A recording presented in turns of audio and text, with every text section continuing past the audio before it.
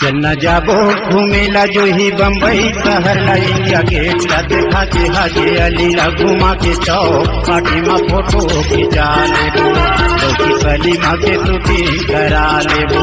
चलना जाबो घूमेला जो ही बम्बई शहर ला इंडिया गेट ला देखा के हाजी अली ला घुमा के चौक पार्टी में फोटो खिंचा लेबो लौकी सलीमा के शूटिंग करा लेबो। चलना जाबो घूमेला जो ही बम्बई शहर ला इंडिया गेट ला देखा के हाजी अली ला घुमा के चौक पार्टी में फोटो खिंचा लेबो लौकी सलीमा के शूटिंग करा लेबो।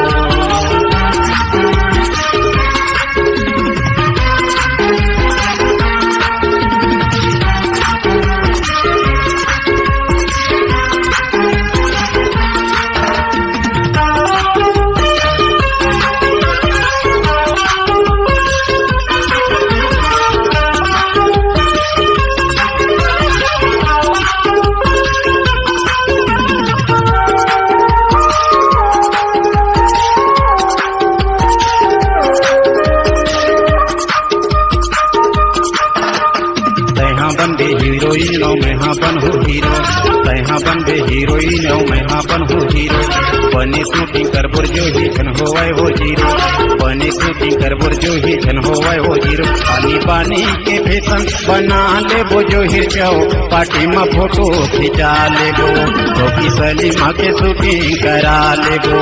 चलना जाबो घूमेला जो ही बम्बई शहर ला इंडिया गेट ला देखा के हाजी अली ला घुमा के चौक पार्टी में फोटो खिंचा लेबो लौकी सलीमा की शूटिंग करा लेबो।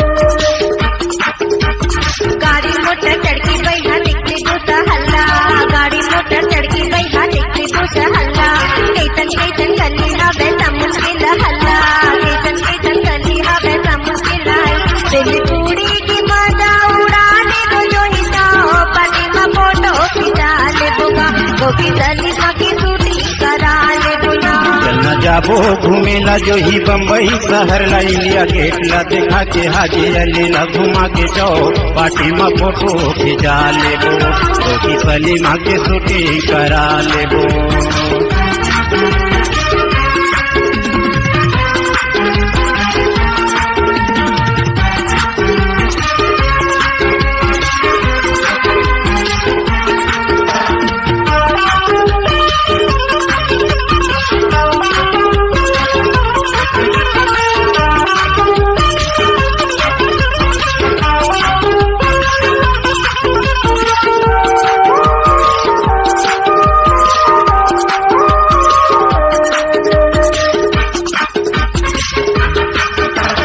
देख ले बोयानी बानी खा ले वो होटल माँ देख ले बोयानी बानी खा ले वो होटल माँ घूम ले वो चारों पोती बैठ के वो मोटर माँ घूम ले वो चारों पोती बैठ के वो मोटर माँ हरियर पानी मजूरा जुड़ा ले वो जो है जाओ पार्टी में फोटो खिंचा ले वो लौकी सलीमा के शूटिंग करा ले वो।